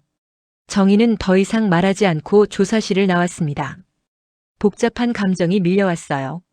분노, 실망, 안도감. 모든 게 뒤섞였습니다. 며칠 후 재판이 열렸습니다. 최준석과 이도연은 나란히 법정에 섰죠. 검사는 증거들을 제시했고 변호인들은 선처를 호소했습니다. 하지만 판사는 엄중한 판결을 내렸습니다. 피고인 최준석은 사기방조죄, 명예훼손죄, 업무방해죄로 징역 5년을 선고합니다. 피고인 이도연은 사기죄, 명예훼손죄로 징역 3년을 선고합니다. 법정 밖에서 민우가 정희에게 물었습니다. 이제 모든 게 끝난 건가요? 응, 이제 끝났어. 진실이 밝혀졌고 범인들은 처벌받았어. 이제 우리는 앞으로 나아가면 돼. 정희는 민우의 손을 잡았습니다. 모든 소동이 마무리된 후 정희는 민우를 정식으로 회사에 입사시켰습니다. 물론 특혜가 아니었어요. 민우는 처음부터 시작하기로 했죠. 평사원으로. 회장님 아들이라고 바로 임원으로 앉힐 순 없어요. 회사를 제대로 배우고 싶어요. 민우의 말에 정희는 자랑스러워했습니다. 그래, 네 생각이 맞아. 천천히 배워나가자. 민우는 전략기획팀에 배치됐습니다. 빈자리가 생긴 준석의 자리였죠. 물론 민우는 평직원으로 시작했지만요. 첫 출근 날, 민우는 긴장하며 사무실에 들어갔습니다. 동료들은 그를 신기한 눈으로 바라봤어요. 회장님의 잃어버린 아들이라는 소문은 이미 퍼져 있었으니까요. 하지만 민우는 겸손하게 행동했습니다. 누구에게나 존댓말을 쓰고 먼저 인사했으며 허드렛일도 마다하지 않았죠. 점차 동료들도 그를 받아들이기 시작했습니다. 박수진은 민우의 직속 선배가 됐어요. 그녀는 민우를 도와주며 회사 일을 가르쳤죠. 민우 씨, 이 보고서는 이렇게 작성하는 거예요. 감사합니다, 수진 선배님. 두 사람은 금방 친해졌습니다. 수진은 민우에게 회사 내부 상황들을 알려줬고 민우는 열심히 배웠어요. 어느 날 점심시간 민우와 수진은 구내 식당에서 밥을 먹고 있었습니다. 민우 씨, 적응 잘 되고 있어요? 네, 덕분에요. 선배님이 많이 도와주셔서. 다행이네요. 처음엔 걱정했어요. 회장님 아들이라고 다른 직원들이 거리감을 느낄까봐. 저도 그게 걱정이었어요. 하지만 제가 먼저 다가가니까 다들 좋게 봐주시더라고요. 수지는 미소를 지었습니다. 민우 씨는 좋은 사람이에요. 그게 느껴져요. 민우는 쑥스러워하며 밥을 먹었습니다. 한편 정희는 이사회에서 향후 경영 방침을 발표하고 있었습니다. 앞으로 우리 회사는 투명하고 윤리적인 경영을 추구할 것입니다. 이번 사건을 계기로 내부 감사를 강화하고 부정부패를 뿌리 뽑겠습니다. 이사들이 박수를 쳤습니다. 정희는 계속해서 말했죠. 그리고 후계 구도에 대해서도 말씀드리겠습니다. 제 아들 강민우가 회사에 입사했습니다. 하지만 그가 바로 후계자가 되는 것은 아닙니다.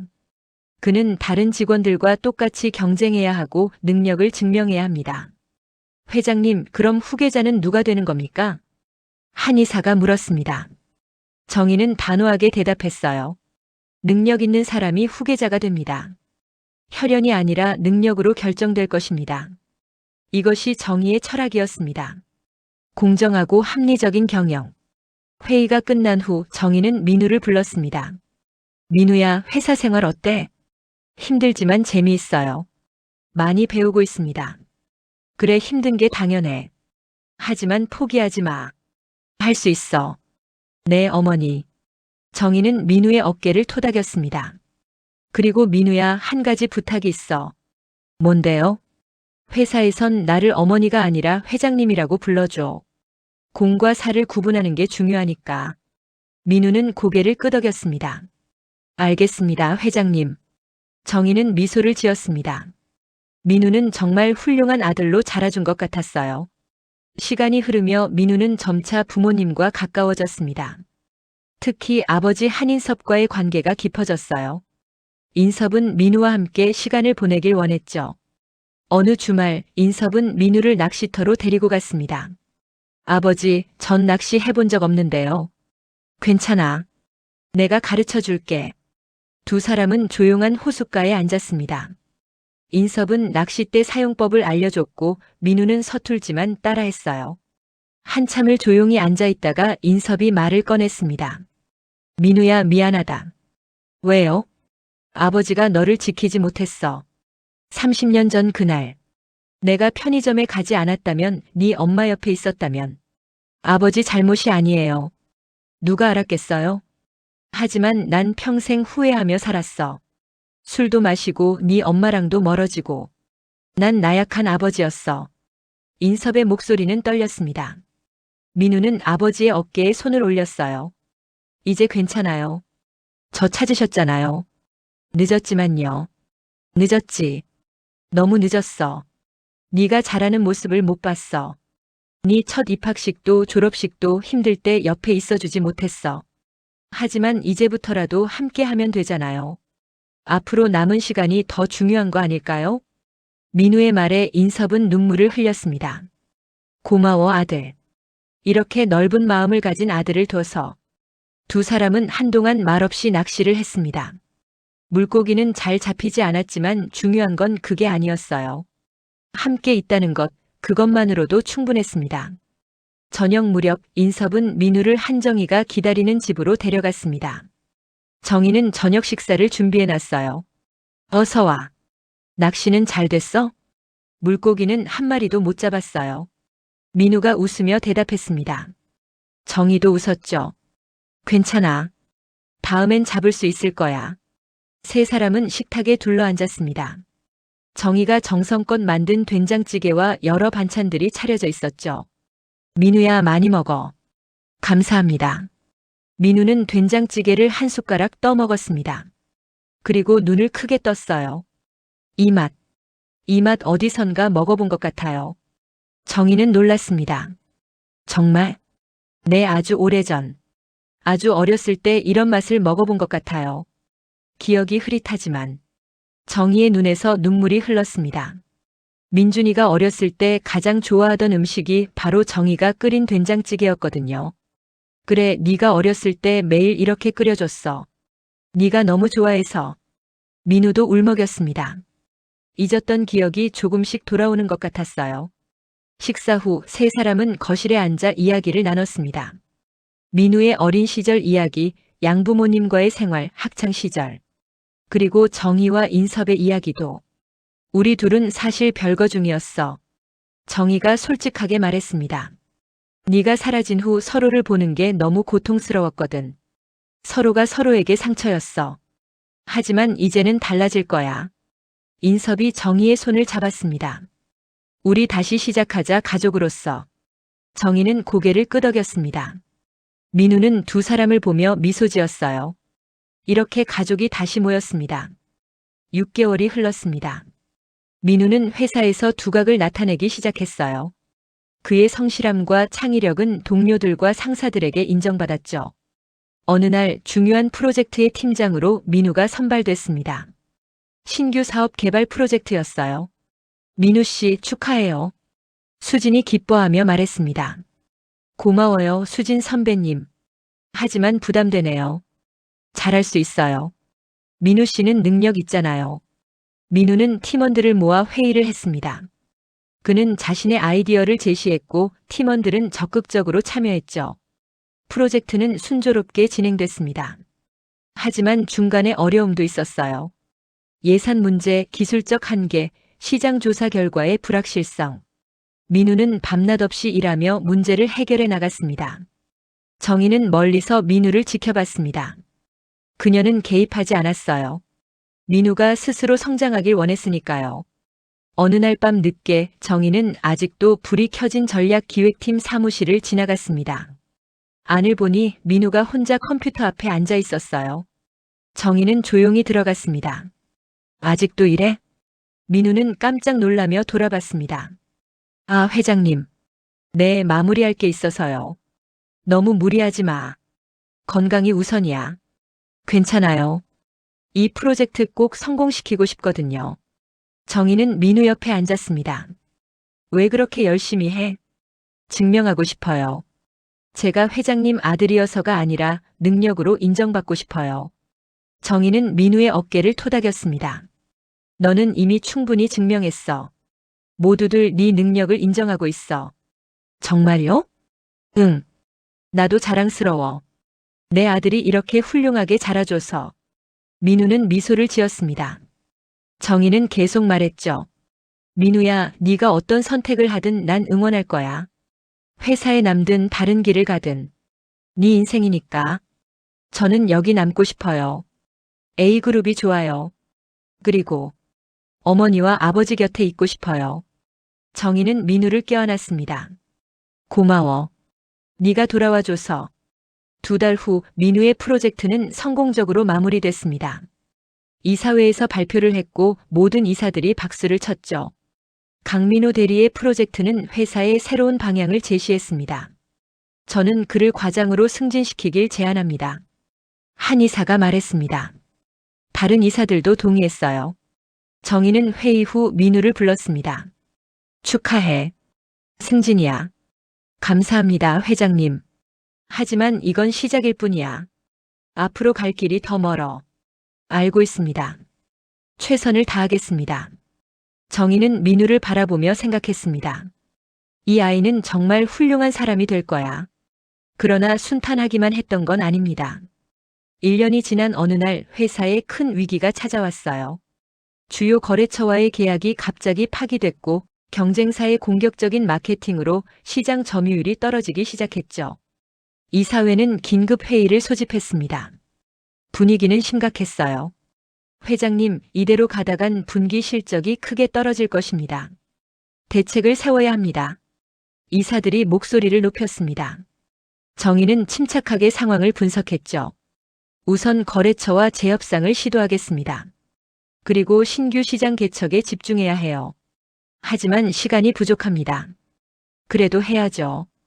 포기할 순 없어요. 회의가 끝난 후 정희는 민우를 포함한 핵심 인력들을 모았습니다. 여러분, 회사가 위기에 처했습니다. 하지만 위기는 곧 기회이기도 해요. 우리는 이 상황을 돌파구로 삼아 더 강한 회사로 거듭나야 합니다. 민우가 손을 들었습니다. 회장님, 제안이 있습니다. 말해봐. 저희가 개발한 신제품을 앞당겨 출시하면 어떨까요? 원래 계획보다 3개월 빨리 시장에 내놓는 겁니다. 하지만 그러려면 품질 테스트 기간이 부족한데. 한 임원이 반대했습니다. 민우는 자신의 의견을 설명했죠. 저희 팀이 밤낮으로 일해서 테스트를 완료하겠습니다. 그리고 이 제품은 게임 체인저가 될 수 있어요. 경쟁사에는 없는 기술이거든요. 정희는 잠시 고민하다가 결정을 내렸습니다. 좋아. 민우 과장 제안대로 진행하자. 하지만 품질은 절대 타협하지 마. 알겠습니다. 그날부터 민우와 그의 팀은 불철주야 일했습니다. 테스트를 반복하고 문제점을 찾아내고 개선하고 끝없는 반복이었죠. 박수진도 적극적으로 도왔습니다. 그녀는 마케팅 전략을 새로 짜고 홍보 계획을 세웠어요. 민우 씨, 힘내세요. 우리 할 수 있어요. 고마워요, 수진 선배님. 선배님이 없었으면 못했을 거예요. 2달간의 노력 끝에 신제품이 완성됐습니다. 출시일이 정해졌고 대대적인 홍보가 시작됐죠. 출시 당일. 반응은 폭발적이었습니다. 소비자들은 열광했고 주문이 쏟아져 들어왔어요. 경쟁사는 당황했죠. 언론도 주목했습니다. A그룹의 역습, 위기를 기회로 만든 혁신 같은 제목의 기사들이 쏟아졌어요.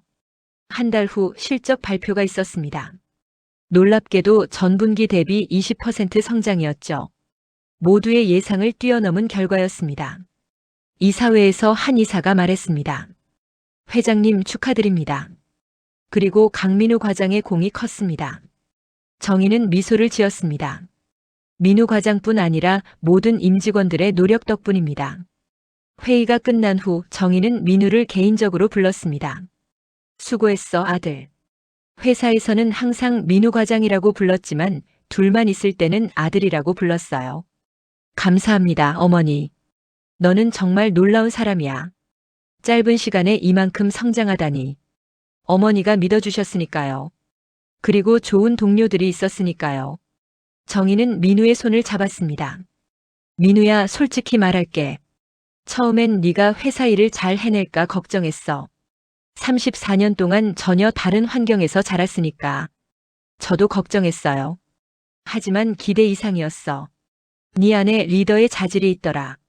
아마 DNA에 새겨진 거겠지. 민우는 쑥스러워하며 웃었습니다. 과찬이세요. 아니야. 사실이야. 그리고 난 결정했어. 뭘요?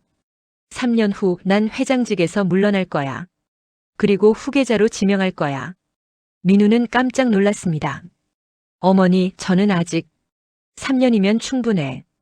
그동안 네가 더 배우고 성장하면 돼. 난 네를 믿어. 민우는 감동했습니다. 하지만 동시에 부담도 느꼈죠. 최선을 다하겠습니다. 알아, 할 수 있어. 그날 밤 민우는 부모님과 함께 저녁을 먹었습니다. 그는 정희의 결정을 인섭에게도 말했어요. 아버지, 어떻게 생각하세요? 어머니 생각이 맞아, 할 수 있어. 우리가 옆에서 도와줄게. 세 사람은 함께 건배를 했습니다. 미래를 향해 3년이 흘렀습니다. 민우는 이제 전무이사가 됐어요. 그는 회사의 핵심 인물로 자리 잡았고 모두의 존경을 받았죠. 어느 봄날 정희는 민우를 불렀습니다. 민우야, 오늘 같이 갈 곳이 있어. 어디요? 따라오면 알아. 두 사람은 차를 타고 1시간쯤 달렸습니다. 도착한 곳은 낡은 아파트 단지였어요. 재건축이 진행 중이었지만 아직 일부 건물은 남아 있었죠. 여기가 30년 전 우리가 살던 곳이야. 정희는 차에서 내려 천천히 걸었습니다. 민우도 따라갔어요. 정희는 한 놀이터 앞에 멈춰 섰습니다. 낡았지만 아직 그대로 남아있는 놀이터였죠. 여기가 네가 사라진 곳이야. 정희의 목소리는 떨렸습니다.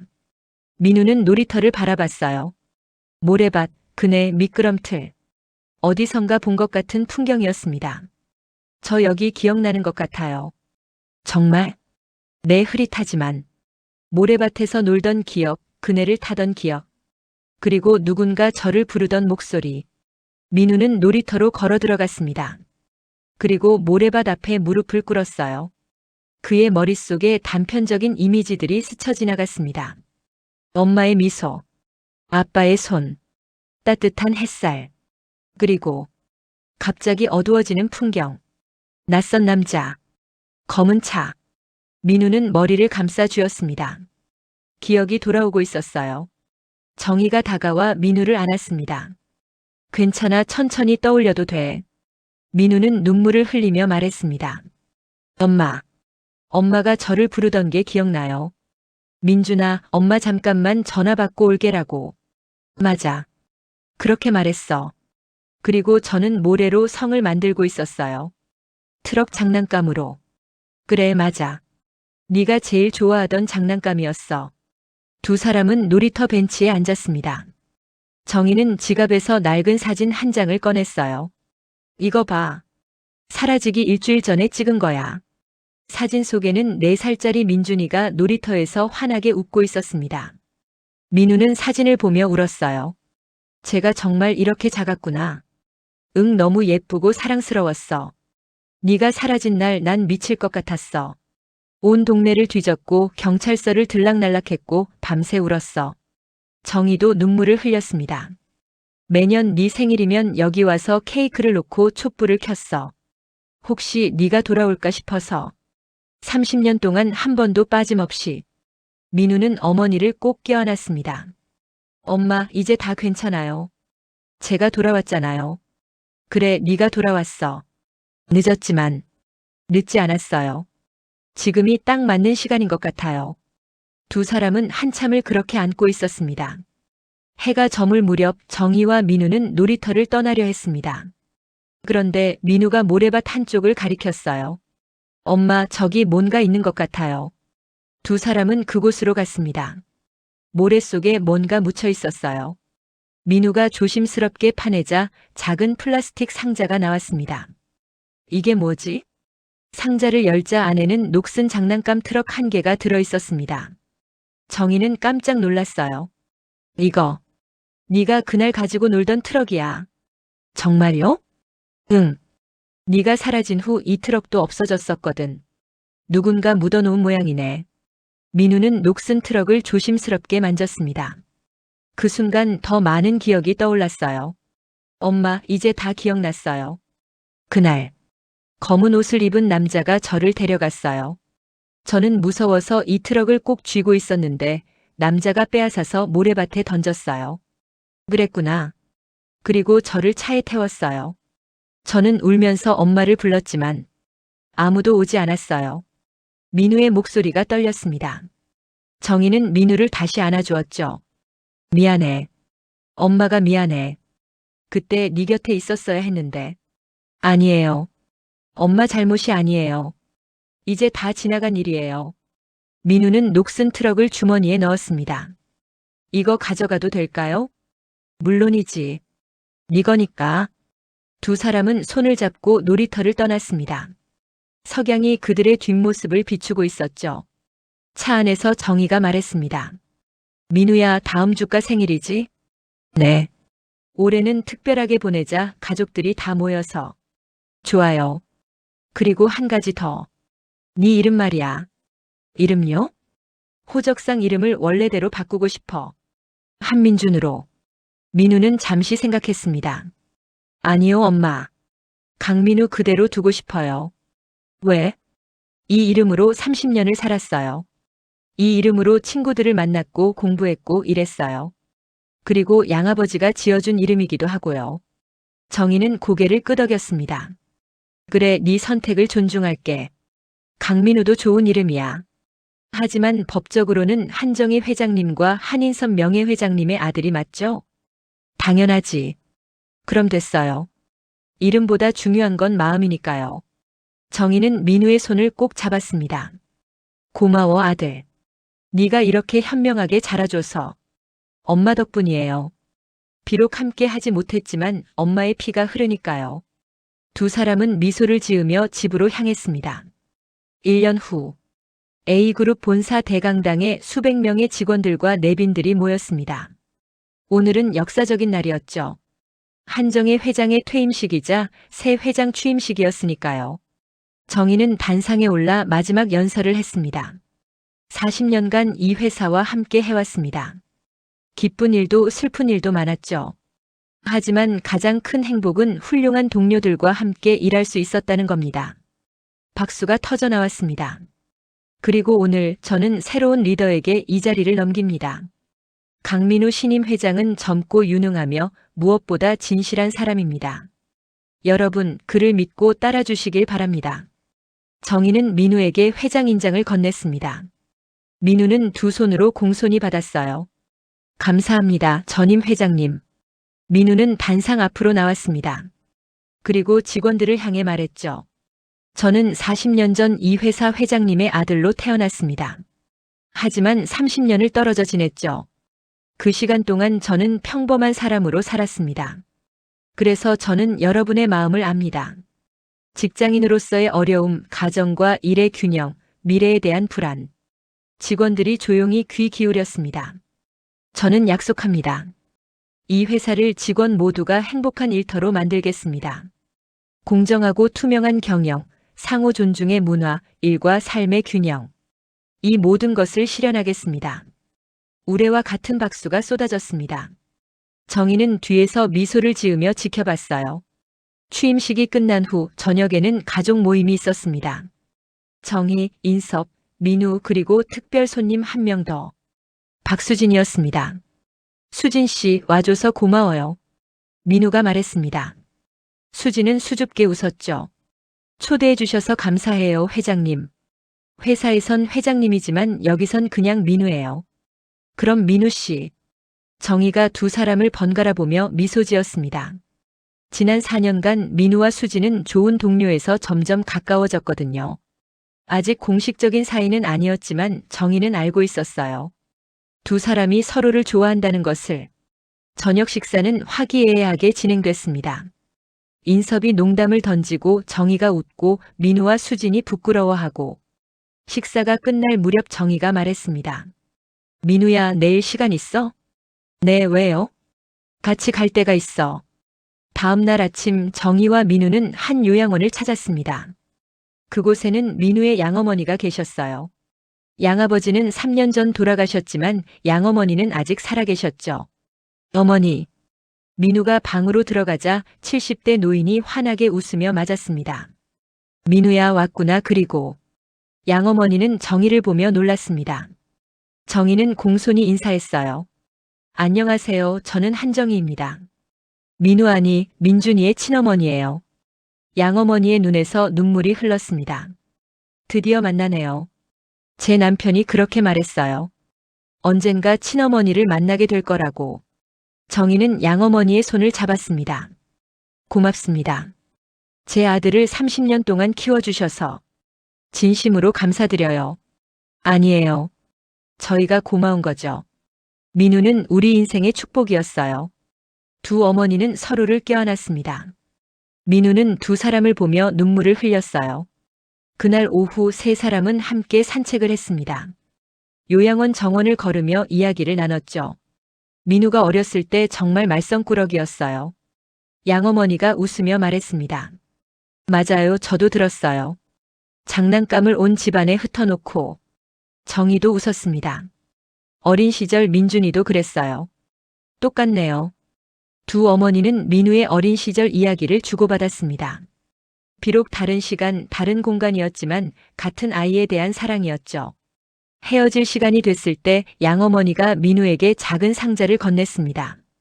이거 네 아버지가 남긴 거야. 너한테 주라고 하셨어. 민우가 상자를 열자 안에는 금반지 하나가 들어있었습니다. 그리고 편지 한 장. 민우에게. 너를 키운 건 내 인생 최고의 선택이었다. 비록 혈연은 아니지만 너는 내 진짜 아들이야. 행복하게 살아라. 그리고 친어머니를 만나거든 잘 대해드려라.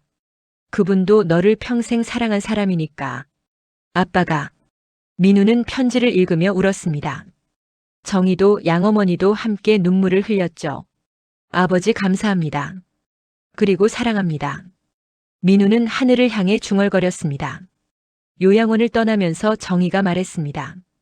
양어머니 정말 좋은 분이시네. 내 저를 진심으로 사랑해 주셨어요. 다행이야, 네가 좋은 분들을 만났다는 게. 엄마, 저는 2번 태어난 것 같아요.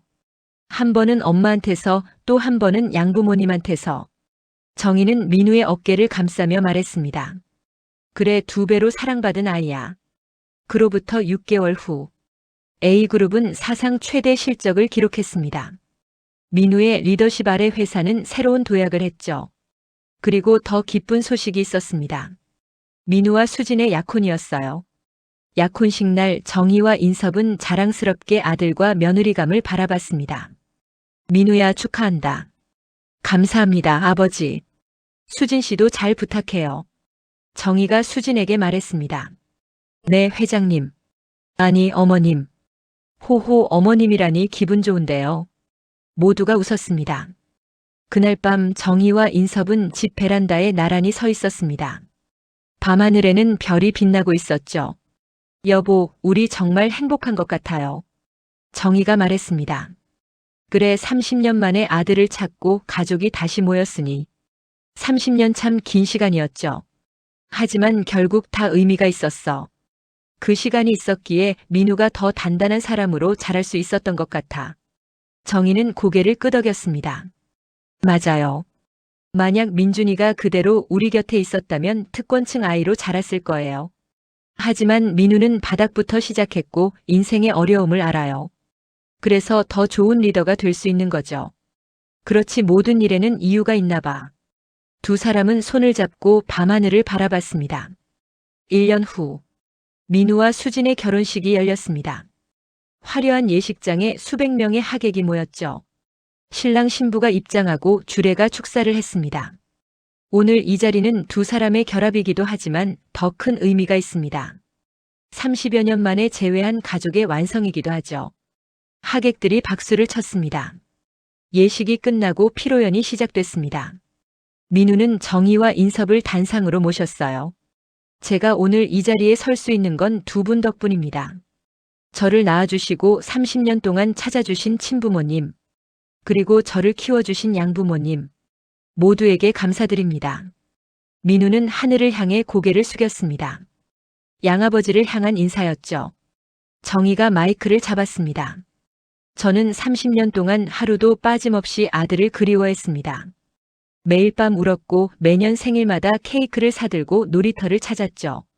그리고 마침내 아들을 찾았습니다. 정희의 목소리가 떨렸습니다. 지금 이 순간이 제 인생에서 가장 행복한 순간입니다. 아들의 결혼식을 볼 수 있다니 꿈만 같아요. 하객들 사이에서 훌쩍이는 소리가 들렸습니다. 민우야, 수진 씨, 부디 행복하게 살아요. 엄마 아빠가 항상 응원할게. 피로연이 끝나고 민우와 수진은 신혼여행을 떠났습니다. 그리고 그로부터 2년 후 A그룹 본사 회장실. 민우는 서류를 검토하고 있었습니다. 그때 비서가 들어왔어요. 회장님, 부인께서 전화하셨습니다. 수진이가? 무슨 일이래? 병원에서라고 하시는데요. 민우는 깜짝 놀라며 전화를 받았습니다. 여보, 무슨 일이야? 어디 아파? 아니야, 좋은 소식이야. 수진의 목소리는 기쁨으로 가득했습니다.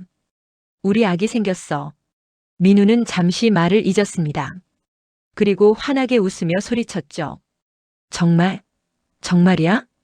응. 의사 선생님이 확인해줬어. 민우는 즉시 회사를 나와 병원으로 달려갔습니다. 수진을 꼭 껴안았어요. 고마워, 정말 고마워. 우리 아기 건강하게 키우자. 당연하지. 그날 저녁 민우는 부모님께 소식을 전했습니다. 정희와 인섭은 기뻐하며 눈물을 흘렸죠. 드디어 손자를 보는구나. 축하해, 아들. 사계절이 흘렀습니다. 어느 봄날 A그룹 본사 앞 놀이터. 새로 조성된 깨끗한 놀이터였어요. 정희와 인섭은 벤치에 앉아 있었고 민우와 수지는 아기를 안고 있었습니다. 생후 3달 된 남자아이였죠. 할머니, 할아버지 인사드려. 민우가 아기를 정희에게 안겨줬습니다. 정희는 조심스럽게 아기를 받아 안았어요. 우리 손자 참 예쁘네. 누구 닮았니? 할머니 닮았지? 당연히 저 닮았죠. 민우가 웃으며 말했습니다. 아기는 정희를 보며 방긋 웃었습니다. 정희는 그 미소에 눈물이 났어요. 이 아이 이름이 뭐라고 했지? 한태준이요. 태평하고 준수하다는 뜻이에요. 좋은 이름이네. 정희는 아기를 흔들며 노래를 불렀습니다. 자장가였죠. 35년 전 민준이에게 불러주던 그 노래. 자장자장 우리 아가, 잘도 잔다 우리 아가. 아기는 할머니 품에서 스르르 잠들었습니다. 민우는 그 모습을 보며 생각했습니다. 이제 모든 게 완성됐구나. 가족이 완성됐어. 태양은 따뜻하게 빛나고 바람은 부드럽게 불고 가족은 함께 웃고 있었습니다. 30여 년 전 그 아픈 기억의 장소. 하지만 이제는 새로운 시작의 장소가 됐습니다. 민우는 아내와 부모님 그리고 아들을 바라보며 조용히 중얼거렸습니다. 우리 모두 정말 행복해졌네요. 정희가 민우의 손을 잡았습니다. 그래, 우리는 행복해. 오랜 시간이 걸렸지만 결국 우리는 다시 만났어. 그리고 이제 영원히 함께할 거야. 인섭도 가족들의 어깨를 감쌌습니다. 우리 가족 영원하자. 영원히. 모두가 함께 말했습니다.